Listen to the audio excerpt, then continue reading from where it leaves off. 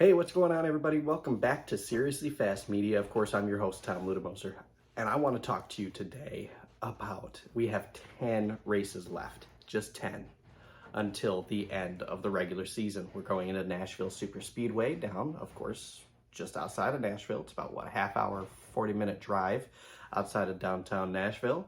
I attended last year. It was a pretty cool race, a very cool venue. Unfortunately, they ran out of water. They ran out of every fluid available.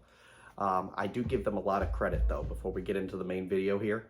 I give them a lot of credit. They've been all over social media saying, oh, well, you know, you can bring reusable water bottles, refillable water bottles in. We're going to have refill stations.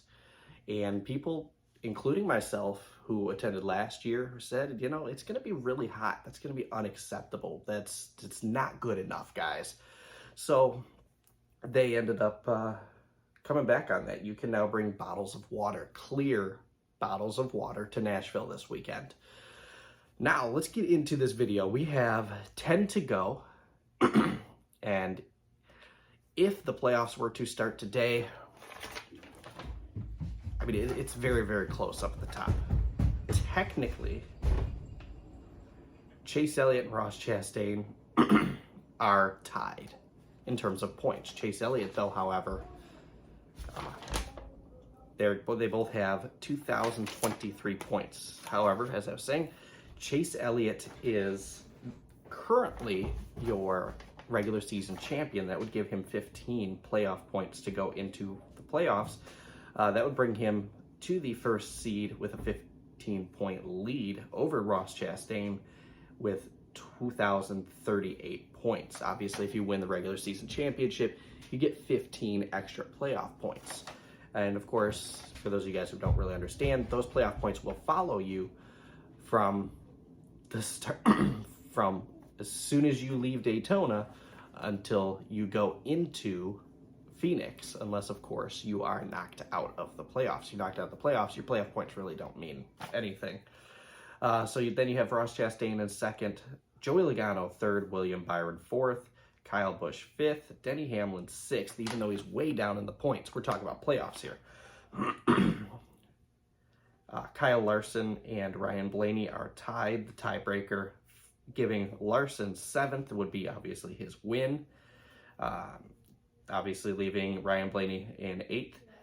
Alex Bowman and Martin Truex Jr. are tied with 2,008 points. Tiebreaker going to Bowman for the victory. Kurt Busch and Daniel Suarez. Busch just has a little more consistency, giving him 11th. 12th, obviously, Suarez. That's the cutoff point for the round of 8. Below that cutoff point by 1 point is Chase Briscoe and Austin Cindric. Christopher Bell, 2,001 points, in 15th, and Eric Almirola slips in, and he is going to have, obviously, no extra points, no playoff points. Eric Almirola with 2,000. To give you an idea, the next guy down is only 7 points below, but he did fall out of contention, and that is Kevin Harvick. He is 7 points down. And then you have Tyler Reddick, who, I mean, he's a potential to get in, but it's very, very difficult. So now let's talk about some of these guys that we've been seeing in these previous races. I mean, obviously, Eric Almirola is excruciatingly consistent. He has no wins, but he also has no DNFs. He did not finish. He has none of those. He has 43 stage points total, so not a lot. When you look at Ross Chastain's 120 and Chase Elliott's 136. Elliott is up at the top of the board with 136. Eric Almirola has no wins, no stage wins to get him those playoff points. Obviously, Ross Chastain, he's in second. 2 victories, 3 stage wins.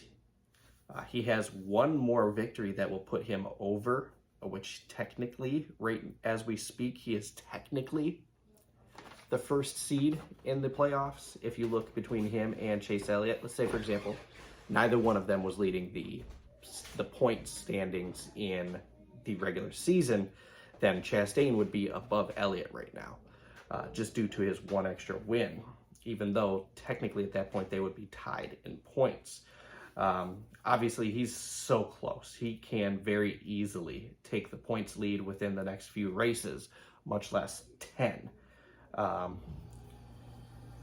Elliott has technically the points lead. He has only a 16-point lead. So it's easy. It's 16 points. That's potentially 2 stages. He can get that in 2 stages if Chase Elliott has a bad race in Nashville, for example. He can very, very easily go out and take that points lead. Then, of course, you got Kyle Busch in third. He's very consistent, yet he's had some down luck. I apologize if you hear anything in the background. The air conditioner seems like it's about to turn on. He has 88 stage points. He finished 30th at Sonoma. I think he could have potentially gotten within striking distance of Chase Elliott if he did not spin going into turn 7 in that restart. Potentially, maybe even, I don't know, maybe past Chase Elliott for the points lead. Maybe, probably not. Chase was coming up, but Chase gained a lot of spots due to cars shuffling to Kyle Busch's spin. So I really don't think that could have happened. And then you go down to 10th. This is one we didn't expect. In the 10th seed, you have Martin Truex Jr. He has no wins. He has 3 stage wins, but they were coming earlier in the season. He has nothing going into the more recent area. I do think he'll win. I absolutely do. I mean, it's Martin Truex Jr. It's Joe Gibbs Racing. But here's the thing. He's got 10 races to do it, and he's got some tracks that he absolutely can do it at. But go from now, we have Nashville, Road America, Atlanta, New Hampshire, Pocono, Indy, the road course, of course, Richmond, Watkins Glen, and Daytona. They're all remaining. I can definitely see Chase Elliott winning a second one. AJ Allmendinger taking a chance from somebody else at Indy, or potentially Road America, maybe even Watkins Glen. Both the Busch brothers, I think, are going to score another win. Whether that is within this 10 races, I think they're both strong. I think all those Toyota teams are strong. I think, obviously, the big thing holding 23-11 back is their pit crews. Logano, Chastain, and maybe even Suarez, I think, can all score another victory. But your potential winners, I could see potentially at Atlanta or Daytona, Bubba Wallace snagging a win. Eric Jones potentially at Atlanta or something like that. You guys hold him back, but that team has been very strong this season. He has had the highest performing season that Petty has had in a long, long time. Ryan Blaney, Tyler Reddick, Daniel Suarez, Martin Truex Jr. I could see them winning. Even Justin Haley at an Atlanta or Daytona, that team's good. Remember, that kid dominated the super speedway tracks in the Xfinity Series for the last couple of years. Brad Keselowski at something like a Daytona or an Atlanta.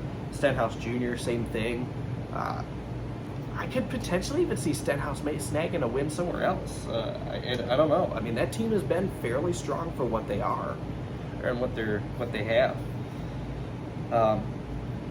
So those are my takes. That's my takes with 10 to go.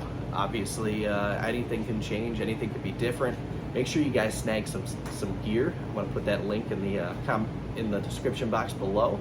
That definitely helps out the channel. It helps grow us. I think I've sold 4 of these so far and 2 of the others, so not a lot, but you guys are more than welcome to go on there and check it out. We've got stickers. We've got, and I've got a ton of the shirts, guys. Go get one. Thanks for watching. Have a good rest of your day.